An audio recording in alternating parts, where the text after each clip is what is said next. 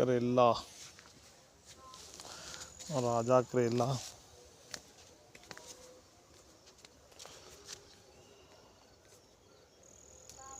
और सारियां वल्लां खीरे तो लैके टोटल नाल नाल अपनी सौंफ खड़ी है बड़ी बड़ी देसी सौंफ। उधर अपना कद्दू टुट रहा नाल नाल, कद्दू तोड़ते भी फौज मिर्चा गुड के। उस तो बाद आ जूगी मटर की वारी। और इधर खेत मक्की बीजती,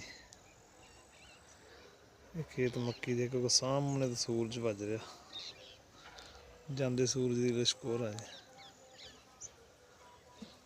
कद्दू वाले कद्दू तोड़ रहे हैं नाल नाल, असी वल्लां देख रहे हैं किवें दा माहौल, किवें दियां वल्लां।